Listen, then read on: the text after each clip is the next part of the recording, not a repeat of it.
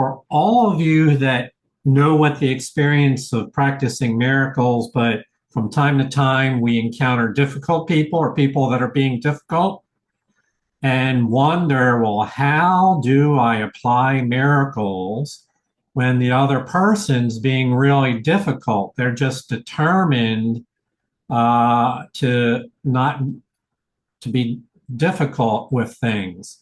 Well, this session today is the user manual for how to respond to difficult situations when people are being difficult.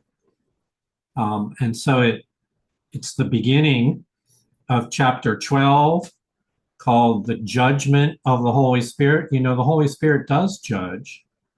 She judges with holy judgment. And so this is the right use of judgment. Hello and welcome to Miracles on High Plains. My name is Jonica, and our reader today is David S. You have been told not to make error real.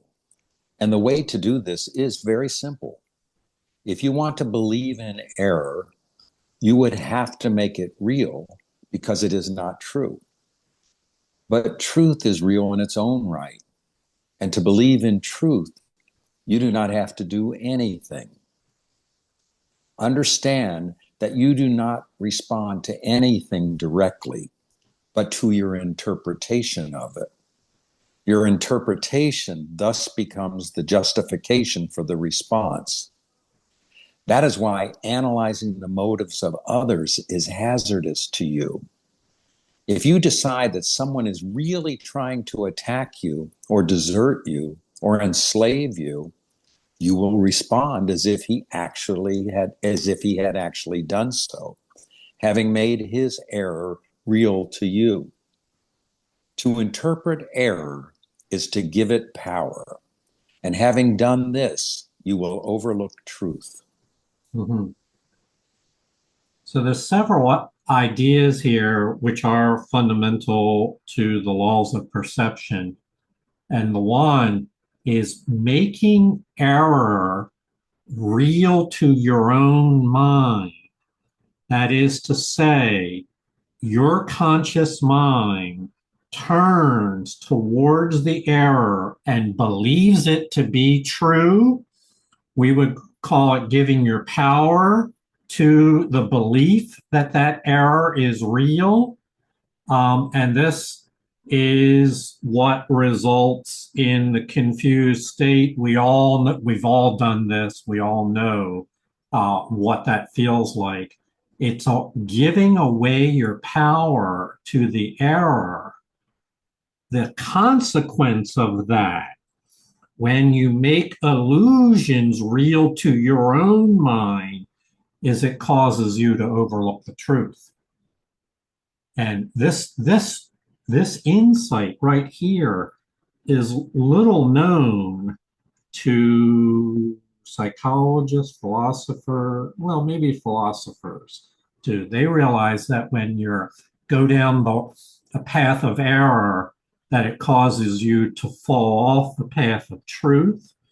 And so this occurs with each of us anytime we look on error and amplify it, make it real to our own mind. So remember, what we're doing is we're not responding directly to the situation. What we're responding to is our interpretation of the situation. And this entails a perceptual system. And as we know that perceptual systems are not fixed, you have the power to change your mind. And so if you're been staring at errors and looking away from the truth, that can change. You have the power to change your mind. The warning, however, is to break the habit. And this is a profound psychological insight. break the habit of analyzing the motives of others. 4, when your mind starts to evaluate, to judge others of why are they doing that? What could, blah, blah, blah. And then you start to ponder all that. You pass it through your own perceptual system, which is inherently looking for guilt. The ego's perceptual system is inherently looking for guilt, finding a basis to justify attack, and then that leads to wanting to punish the other person, at least in your own mind. Analyzing the motives of others is hazardous to you. So, like always in the course, the path of healing is going to involve 2 critical factors. One is stopping the old habit, in this case, analyzing the motives of others, interpreting their errors by giving it power. And then step 2 will be to replace that with the Holy Spirit's interpretation. The rest of this section is about what the Holy Spirit interprets in those situations.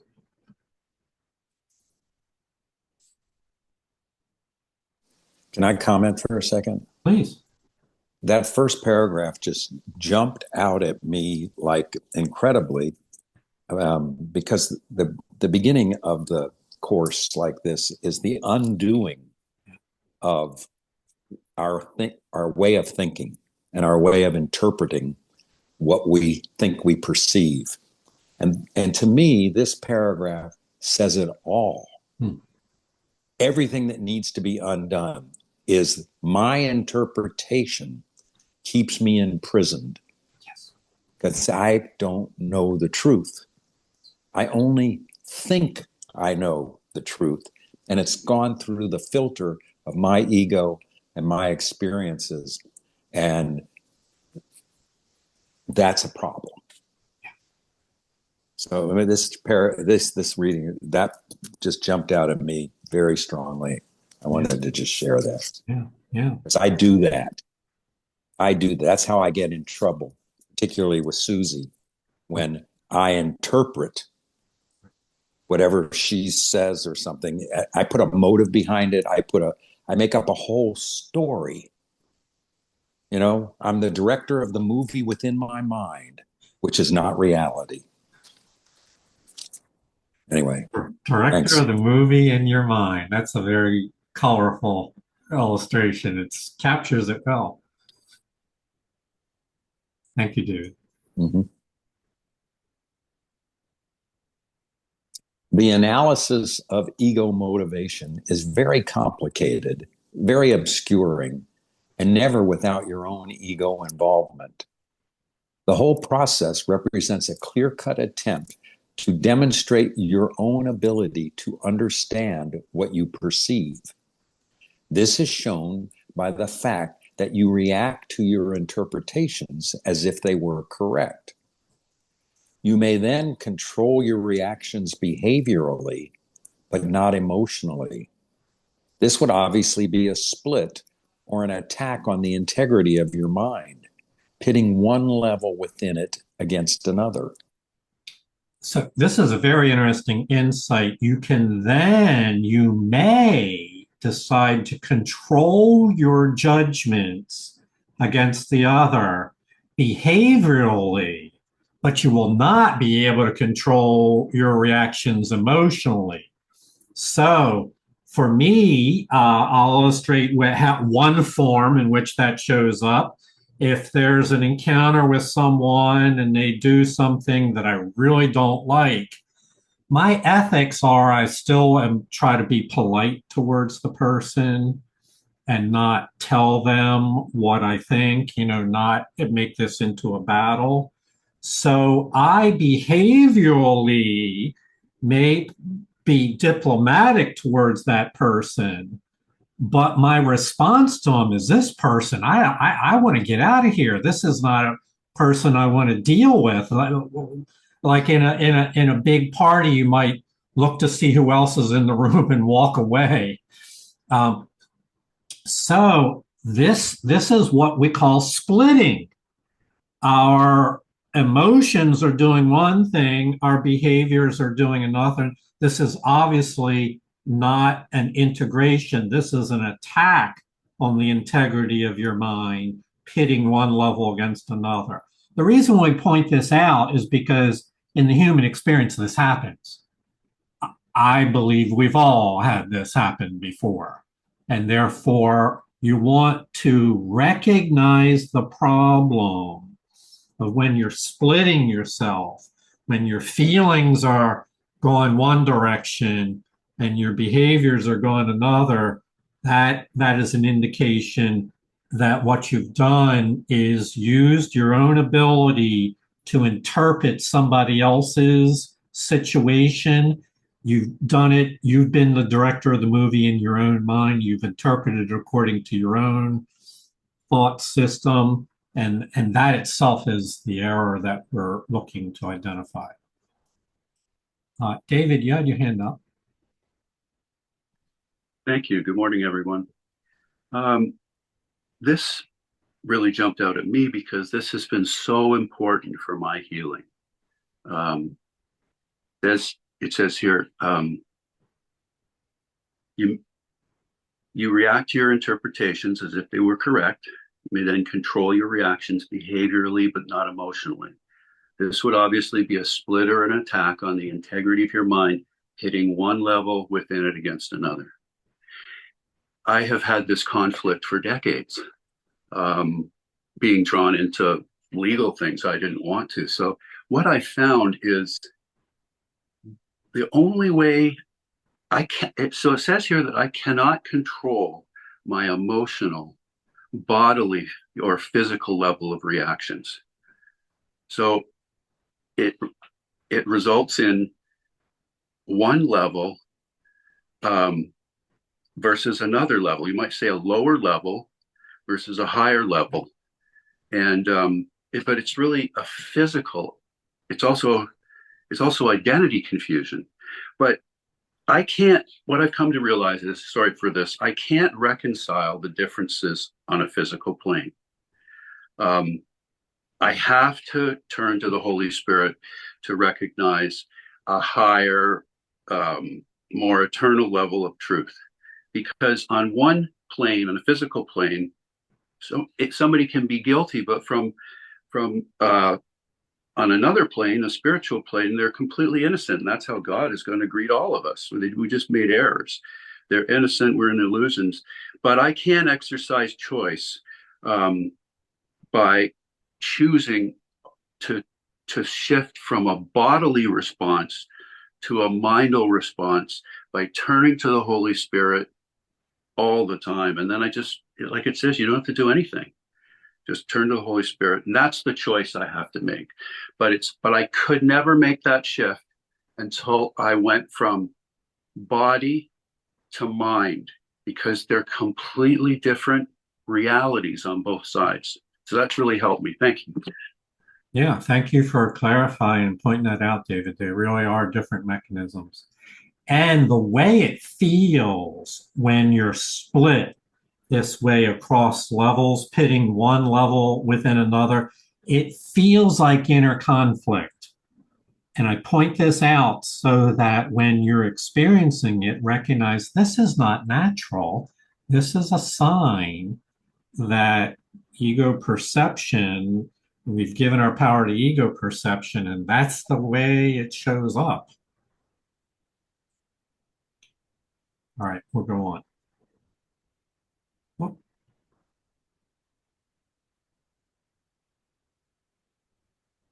There is but one interpretation of motivation that makes any sense. And because it is the Holy Spirit's judgment, it requires no effort at all on your part. Every loving thought is true. Everything else is an appeal for healing and help, regardless of the form it takes. Can anyone be justified in responding with anger to a brother's plea for help? No response can be appropriate except the willingness to give it to him. For this, and only this, is what he is asking for. Offer him anything else, and you are assuming the right to attack his reality by interpreting it as you see fit. Perhaps the danger of this to your mind is not yet fully apparent. If you believe that an appeal for help is something else, you will react to something else. Your response will therefore be inappropriate to reality as it is, but not to your perception of it. So let's deal with the ego side of the equation first. The danger of this to your own mind is not yet fully apparent when you assume the right to out the other person, to judge them, to view them as unworthy of your love. It's a right, it's a thought that you're justified in your criticism, in your attacking his reality, that you're justified in imposing your movie director. I'll use David's metaphor. You're letting your movie director believe to be have the authority to judge another. Doing that makes you the judge of others, and the danger of this to your own mind may not be really apparent. For if you judge others, you will then just as harshly judge yourself. And that's where you have to live with critical self-judgment that attacks your own sense of your own identity. So obviously we don't want that. Let's go back up to the top here. These three sentences, I think, summarize this section really well, and we could stop at this point. The rest is an elaboration. And that is that whenever we interpret another person's motivation and spiral down into assuming the right to attack their reality by interpreting it, there is always an alternative response to that situation. It's the Holy Spirit's response. And that response is always the same. Here's the beauty about it. Whereas in ego judgment, every situation demands its own interpretation, its own, the factors that are involved and how you respond to it as you see fit. And ego motivation is very complex. But in the Holy Spirit's answer, it's always the same response. And so what could be more simple to understand? It requires no effort at all on your part to understanding. It is always the same response, which is that every person is either offering love to you or appealing for help to be loved. This is the Holy Spirit's view. She says they are either ready for a miracle, ready to encounter you as a loving being, and perhaps it doesn't quite take on that form. They're ready to acknowledge your worthwhileness. Or they are in some kind of adversarial mode where they've been attacking themselves and they turn it towards you. If they do that, it is a call for help and should evoke in you a response. Oh, this person clearly is asking for my help. And if you just, that simple framing of an encounter as either this is a free exchange of appreciation for each other, or else the person is asking for help. If you just frame it that way, then you will align yourself with the Holy Spirit's interpretation of motivation.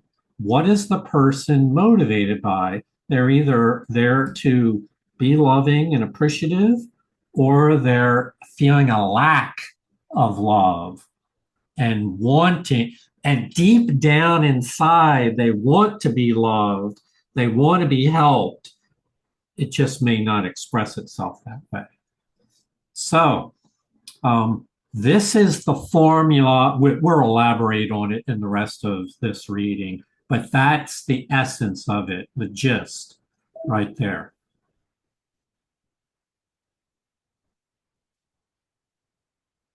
There is nothing to prevent you from recognizing all calls for help as exactly what they are, except your own imagined need to attack.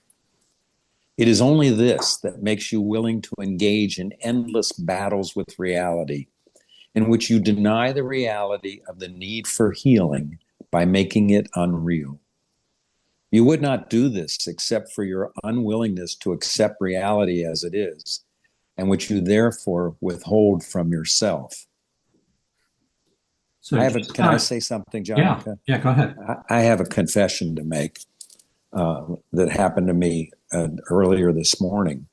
And, you know, I'm always paranoid about going to get gasoline, getting gasoline. This will sound crazy probably to a lot of people, but I have very fancy cars. And whenever I go into a gas station, I'm concerned about what any kind of transaction will be with anybody. And this morning, I had one of my classic cars, and I went to the gas station, and I'm getting gas. And as I'm pulling in, I see this guy. He's kind of like looks homeless and stuff like that, and he's kind of walking around.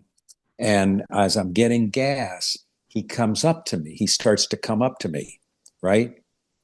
Before he opens his mouth, because I'm in a paranoid ego state, right? I say, "Stay away from me." And of course, he looked at me and he went away. And then as I'm leaving the gas station, I see him over by like a broken down car or something like that with some stuff. And I'm sitting here thinking to myself, wow, did that paragraph speak to me about here's a brother coming to ask for help possibly, and I am already have a mindset, an ego mindset of paranoia, of attack, of concern, and I feel I feel really bad, and so what my ego says is, you're a bad person, David. You've done bad thing. You did not respond with the Holy Spirit. How could you do such a thing? Well, it's a brother to ask, it's a call for love, a cry for love. You've shut it out. You need a lot of work. I mean, this, and it's true. I do. It's just in certain circumstances, I'm very open. In other circumstances, I let fear overtake me. Anyway, I just wanted to share that and get it and just kind of clear that space for me. Yeah. Thank you, David. Well, the good thing about it is you'll have an opportunity to gas up again. And maybe there will be somebody there or maybe not, but your perceptual system you'll be armored before you pull up and get out of your car, or else maybe you'll be more aware that there's an alternative here. Okay, so for David just spoke for all of us. It was his experience, but we've all had something that might have a different form or maybe the same form, but we've all had something where we were distrustful from the get-go. That's an imagined need to be defensive and to attack back. And so that is actually the learning opportunity, is the situations that cause us to react that way. It's said here as an unwillingness to accept divine reality, spiritual reality as it is, and therefore withholding a blessing, Holy Spirit blessing from ourselves. clearly, as David says, he was not in the state of receiving a blessing in that moment.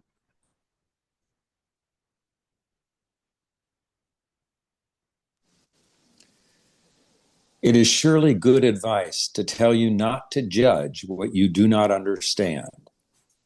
No one with a personal investment is a reliable witness, for truth to him has become what he wants it to be.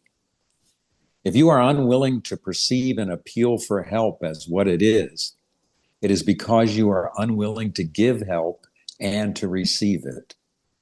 To fail to recognize a call for help is to refuse help. Would you maintain that you do not need it? Yet this is what you are maintaining when you refuse to recognize a brother's appeal. For only by answering his appeal can you be helped. Deny him your help, and you will not recognize God's answer to you.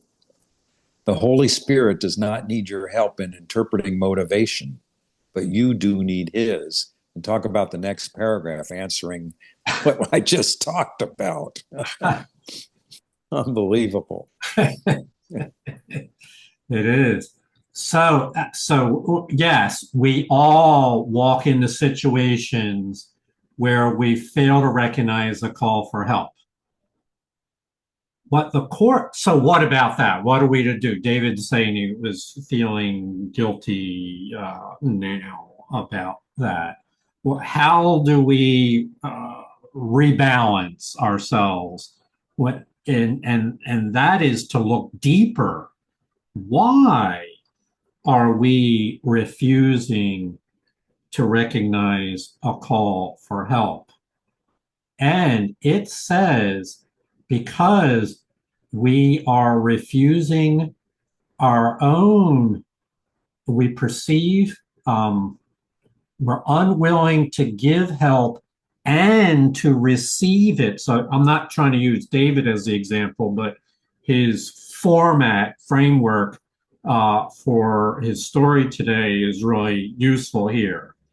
What it says is there's something about our own ability to receive the help of God that we are cut off from, refusing to recognize that inability to recognize our need to be helped by God was then projected outward, and then we refuse to recognize others' need to be helped.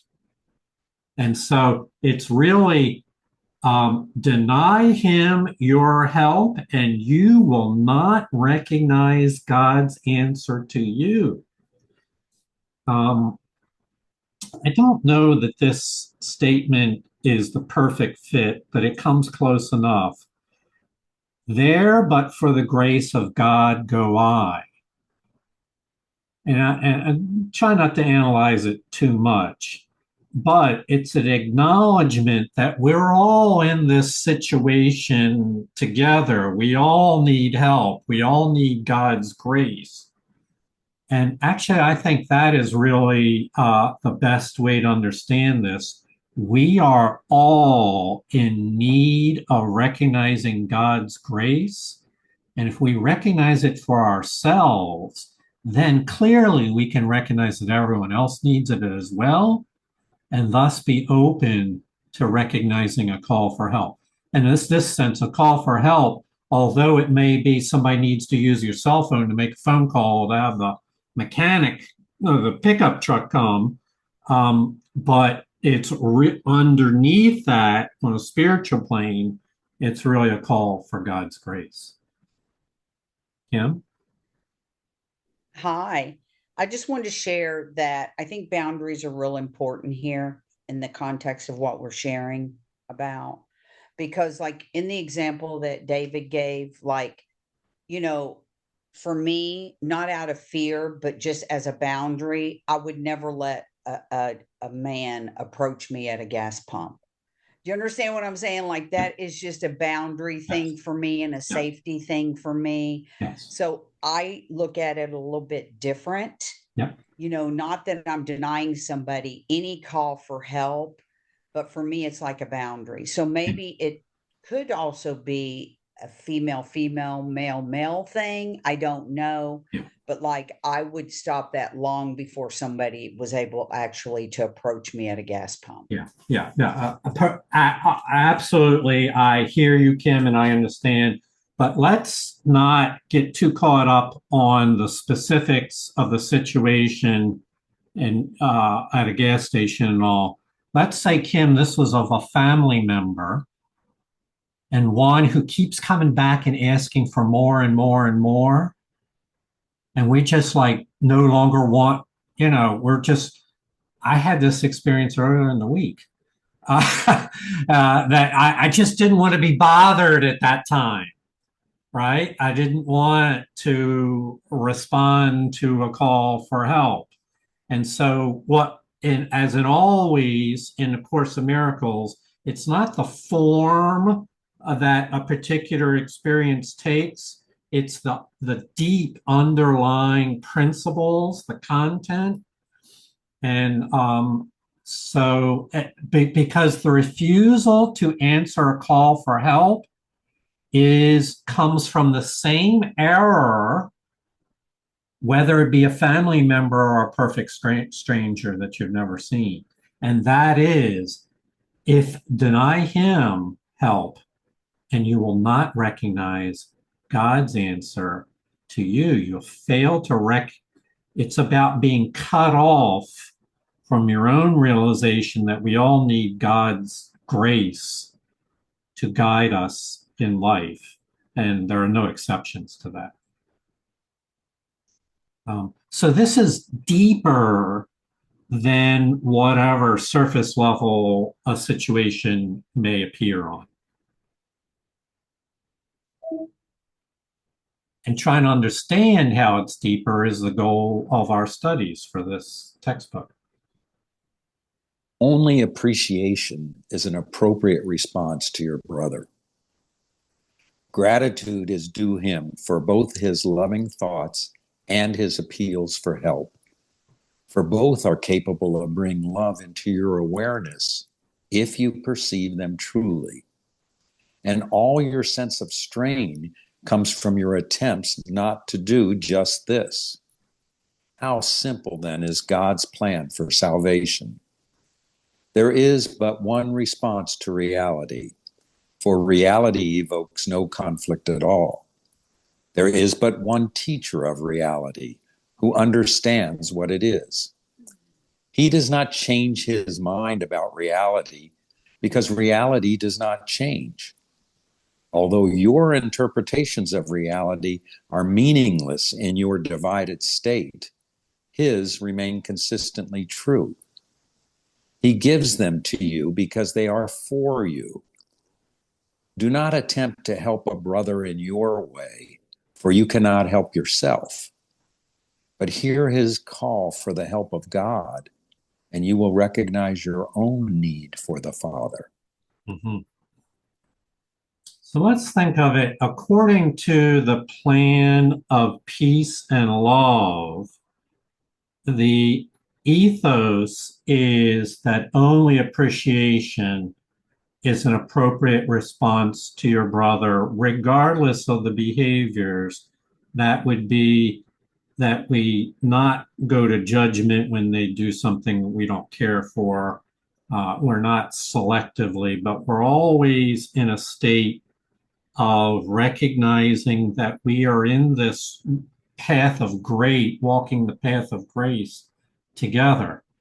And so the higher bar, it's higher than the ethos of our culture, even a moral code, is that gratitude is due another, both when they are expressing loving thoughts and when they are appealing for help. It is a higher ethos. I'm not saying that this is the ethos of our culture or even of many teaching systems we may have encountered. The intent here is to perceive a person as the Holy Spirit perceives them at all times and to recognize when they need help. and to recognize other times when they're not asking for help, when they're full of love. So to be capable of bringing love into your awareness, you must perceive them truly as the Holy Spirit does. Know that the inverse of that, and the attempt to not perceive them truly and instead use your own interpretation, I really believe this is literal. All of your sense of strain, I'm talking about mental strain, inner conflict. David W. spoke about it earlier. It's about the two different levels. Emotions going one direction, behaviors going another. It's an inner conflict. All of your strain comes from your attempts not to perceive others as they truly are. And so miracles calls us to this higher plane, this higher ethos, one that says that we don't have to wait for someone to justify our help. They don't have to say nice things, do nice things in order for us to be willing to help. That our ethos is only appreciation is appropriate. And it's a very high bar. And it cannot be attained without mind training. I think this should be obvious. Your instinctual reactions are not necessarily going to be aligned with always recognizing a brother's appeal for help as an appeal for love. But this is what the mastery of love entails, is you're capable of bringing love into your awareness regardless of the situation. And the entry point is appreciation of your brother. I find for myself, this is not what the Course says explicit. Well, it does say it, it implies it. I find that I have to remember appreciation before I encounter the other person. In other words, I have to have my mind be right-minded, miracle-minded, before I even begin the encounter. Because if I have my mind in, let's say, a neutral, what you might call a neutral state, or even worse, a judgmental state, then my initial reaction is surely going to be that I'm going to judge against and view them in some kind. If I'm in a divided state, I'm going to view them in a divided state. Noel? Confession time also. I had a similar experience to David's yesterday, although much less dramatic. I was walking from one store to another, and on the way, I passed a woman who was obviously homeless, and she was eating like little candies. And we looked at each other, and my interpretation, as I think back, was that she looked at me with hate. I didn't do anything. I didn't say anything. I just kept walking. But now I regret that I didn't at least send her love or something. Maybe I would have given her money. I don't know. I've done it sometimes. But just that encounter that seemed so full of friction, now I would like to write that. So I understand what you said, Jonica, about being at a higher place right away beforehand. And actually, I was kind of pissed that the store that I had been in, I didn't really get anything that I wanted. So it's like I brought that to this really very momentary encounter. Yeah. Thank you.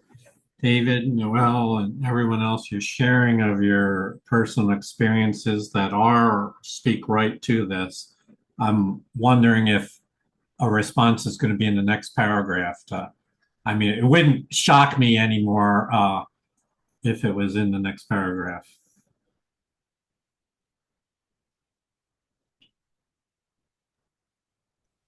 Your interpretations of your brother's needs are your interpretation of yours. Oh, there you go. By giving help, you are asking for it. And if you perceive but one need in yourself, you will be healed. For you will recognize God's answer as you want it to be. And if you want it in truth, it will be truly yours. Every appeal you answer in the name of Christ brings the remembrance of your Father closer to your awareness. For the sake of your need, then, hear every call for help as what it is, so God can answer you.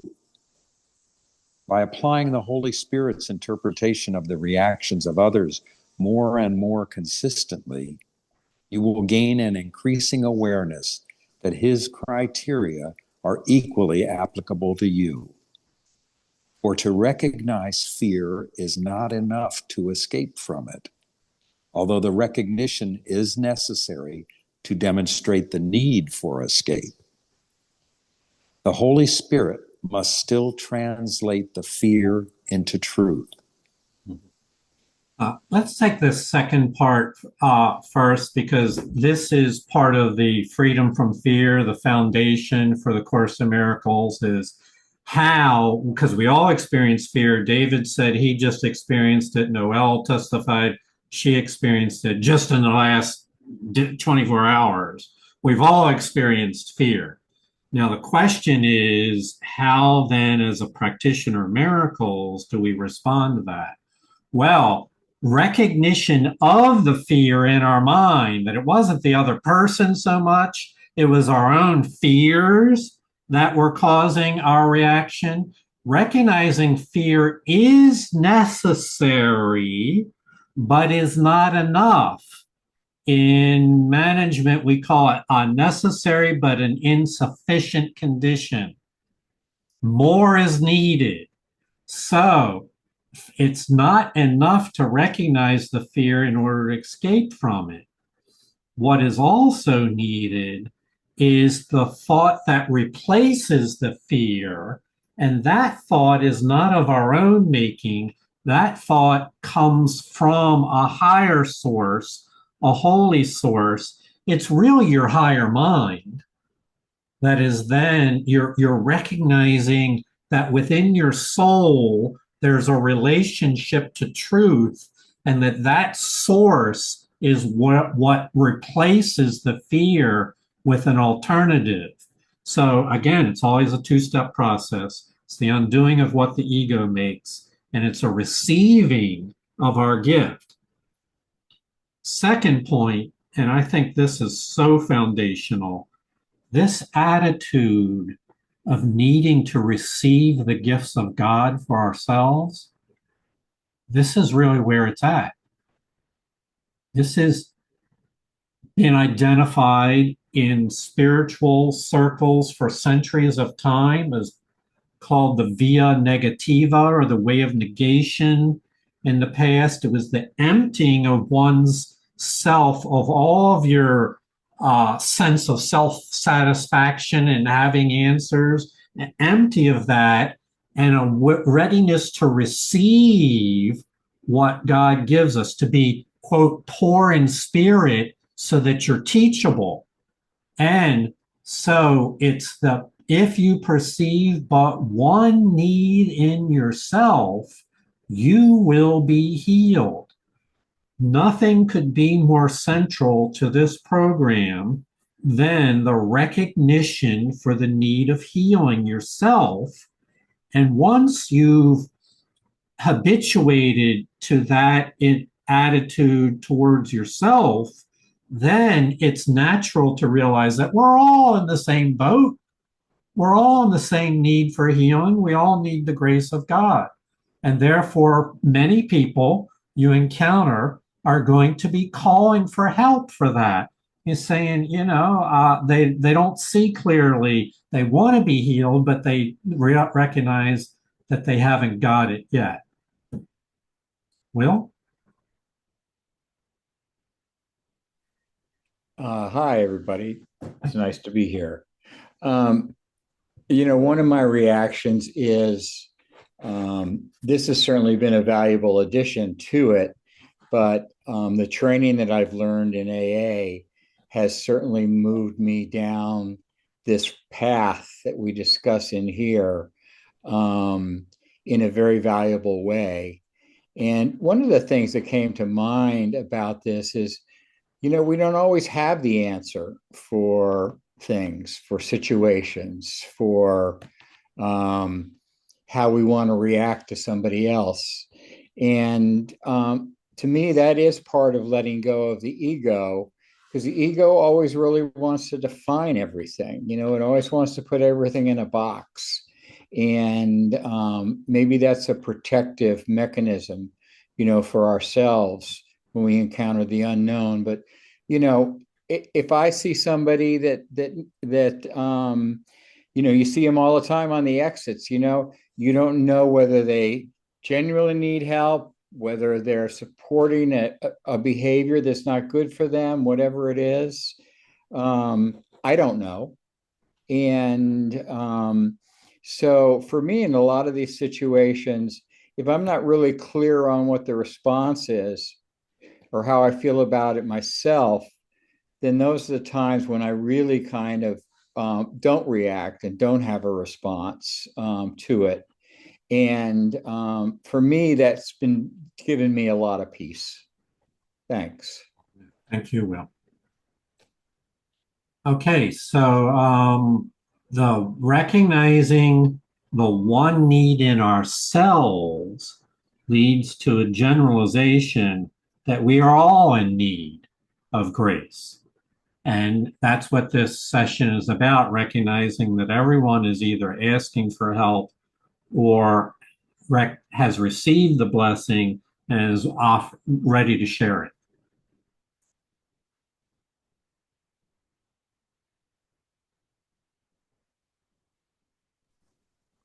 If you were left with the fear once you had recognized it, you would have taken a step away from reality, not towards it. Yet we have repeatedly emphasized the need to recognize fear and face it without disguise as a crucial step in the undoing of the ego. Consider how well the Holy Spirit's interpretation of the motives of others will serve you then.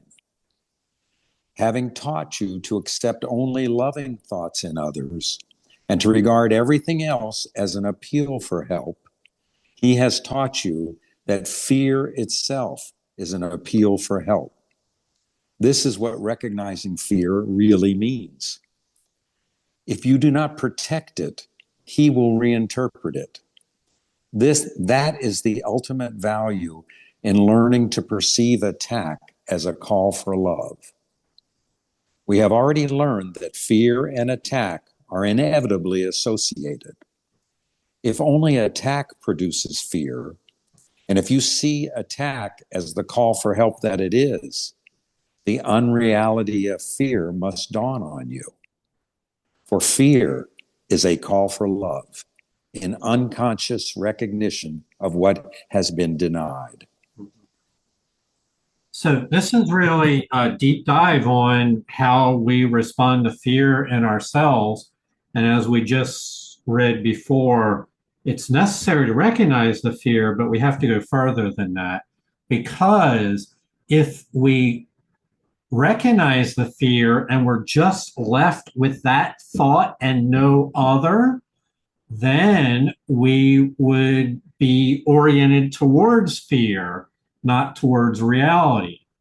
And so this is a crucial step in the undoing of the ego, is to learn this process and break down that learning. We teach it as a concept here.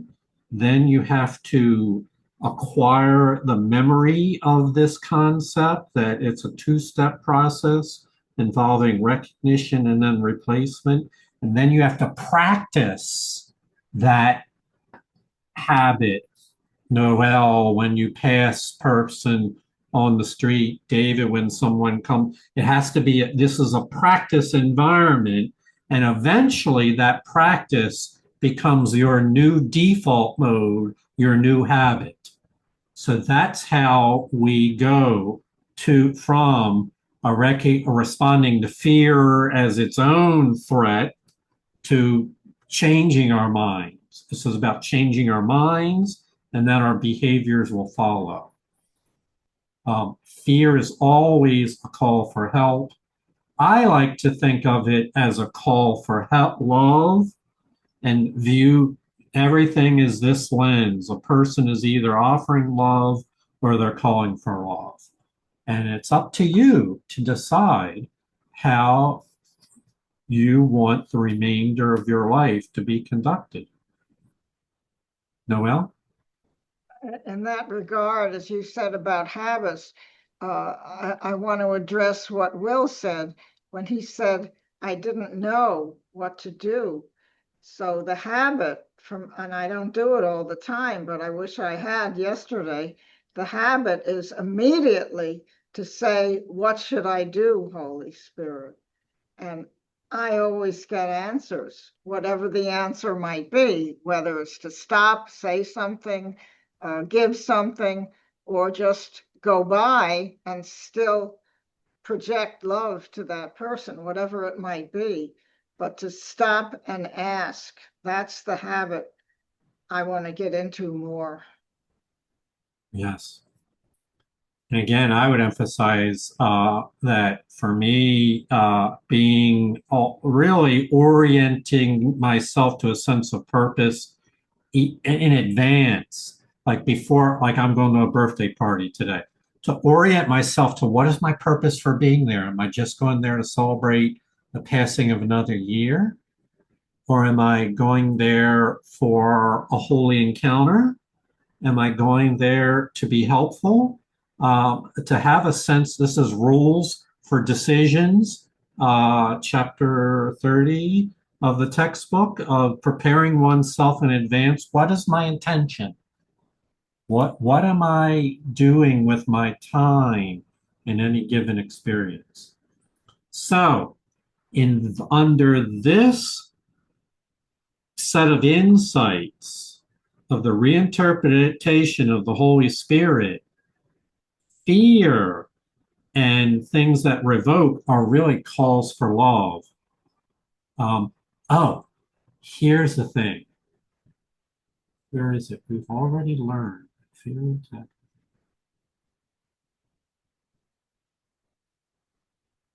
no, maybe it's in the next paragraph. There's something, I hope it's in the next paragraph. There is a very subtle point that is easily missed. It's in this paragraph. Fear is a symptom of your own deep sense of loss. If when you perceive it in others, you learn to supply the loss, the basic cause of fear is removed. Thereby, you teach yourself that fear does not exist in you. The means for removing it is in yourself, and you have demonstrated this by giving it. Fear and love are the only emotions of which you are capable. One is false, for it was made out of denial. And denial depends on the belief in what is denied for its own existence. By interpreting fear correctly as a positive affirmation of the underlying belief it masks, you are undermining its perceived usefulness by rendering it useless. Defenses that do not work at all are automatically discarded. If you raise what fear conceals to clear-cut, unequivocal predominance, fear becomes meaningless. You have denied its power to conceal love, which was its only purpose. The veil that you have drawn across the face of love has disappeared. Mm-hmm. So this paragraph here, I believe, is the foundation for freedom from fear, overcoming fear in your own life. But it involves a set of insights that would not be so obvious without the course here. It involves your own experiences whereby you teach yourself that fear does not exist in you, and that we know the responsibility for freedom from fear is in your hands and no one else's. Christ, Holy Spirit, and God cannot take fear away from you if you are determined to believe in it. It's your responsibility. The means for removing it is in yourself. And so how is that done? It comes by as we've been saying, a reinterpretation of fear, by interpreting fear correctly. But here's the thing that was missed upon me that I want to make sure we point out, is that really the foundation of reality, of creation, of life itself, is a foundation of divine union or love. And fear is intended to mask that reality.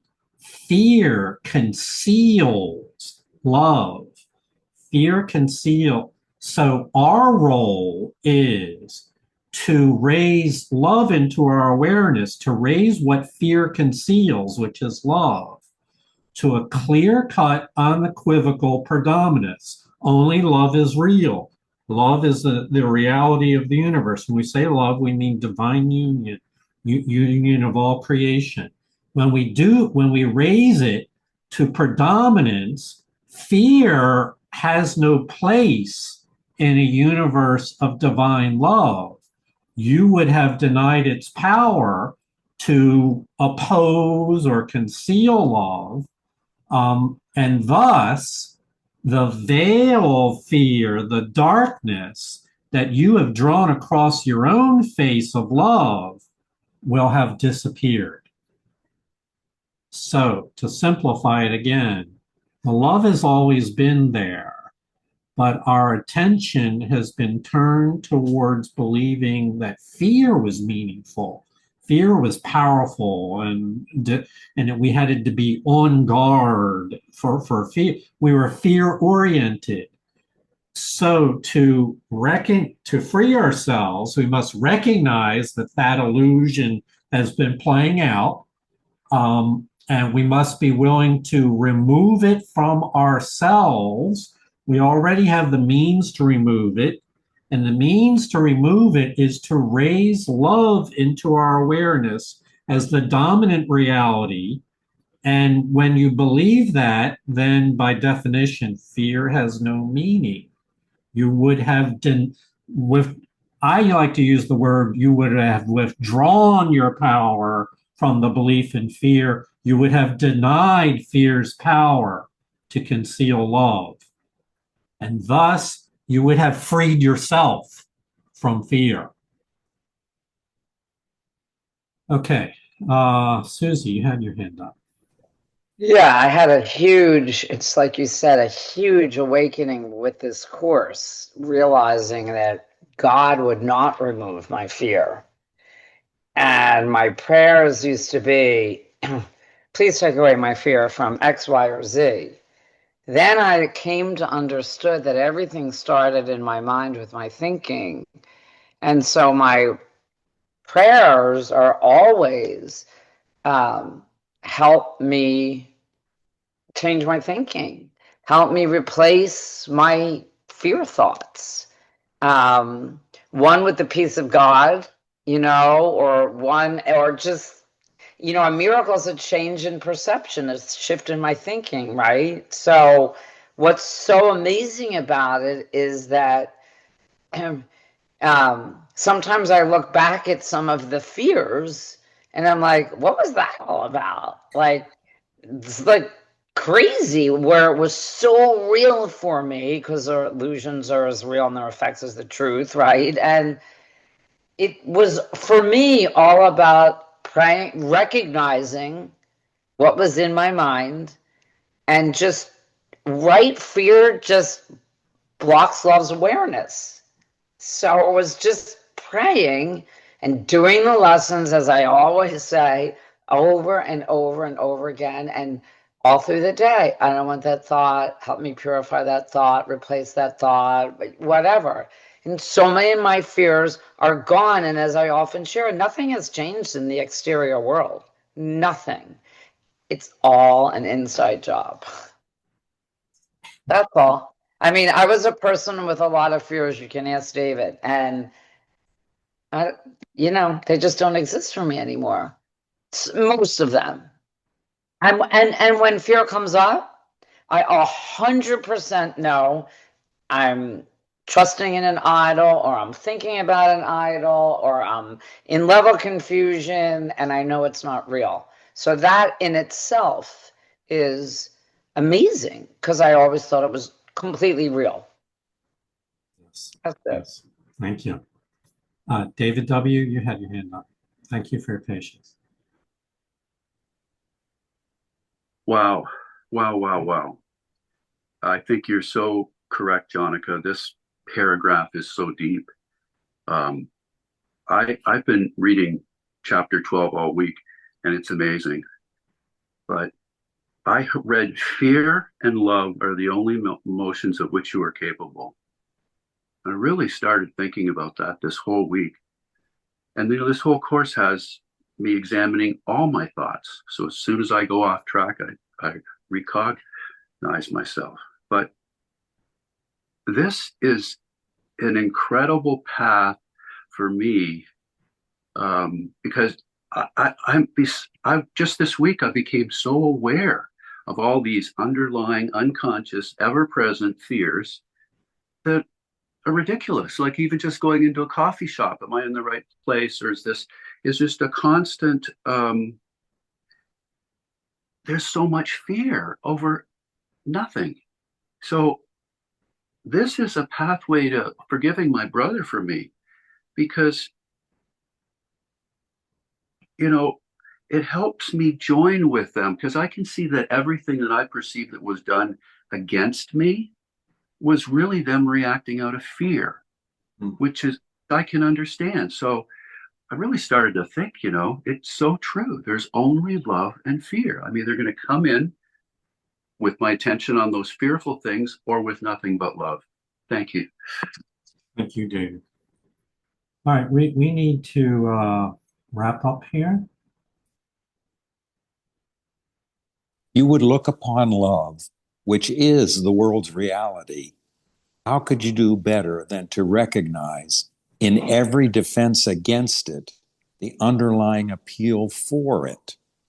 And how could you better learn of its reality than by answering the appeal for it by giving it? The Holy Spirit's interpretation of fear does dispel it, for the awareness of truth cannot be denied. Thus does the Holy Spirit replace fear with love and translate error into truth. And thus will you learn of him how to replace your dream of separation with the fact of unity. For the separation is only the denial of union, and correctly interpreted attests to your eternal knowledge that union is true. I'm going to make that last clause my slogan for the week: to attest to eternal knowledge that union is true. It's the recognition of the fact of unity. So when we say, what is the judgment of the Holy Spirit? It's that fear is not real, that only love is real, and that every encounter is either a call for help, a call for love, or an offering of love. That's the Holy Spirit's ability to translate, to reinterpret what was thought to be something that was powerful and all-consuming into a lesson where we can learn that only love is real. It's an amazing, so my sense is this is one of the most amazing statements that would change the entire world if we were all able to adopt it and integrate it and make it a new habit. I'm just so delighted that we can get together in these formats like this and to be able to share, for you to be able to share your stories, and for all of us to be able to learn from each other and to recognize that it really is in our hands to let go of fear. And I believe that if we're willing to recognize our need for grace and only only appreciation is the reaction to our brothers, then we'll do just fine. Thank you all for your attendance. Thank you, David, for reading. Thank you all for your sharing. Namaste. Thank you, David, for reading. Stay. Thank you, everyone. Bye, everyone. Peace and love. Bye. Thanks for giving me an opportunity to share that story and to find the truth in it. And because it's really as David W. pointed out in the chat, is my ego did something and then it's punishing me for doing it, wanting me to feel guilty. And that's so true. But by the way, your license plate is hanging off on one screw only. That's what he wanted to tell you. I'm joking. Maybe the man just wanted to tell you your license plate was hanging with one screw. Oh, right. Right. Check your license. All right. Check your license. It's about to fall off your car. All right. Thanks, everybody. All right. Thank you all. God bless.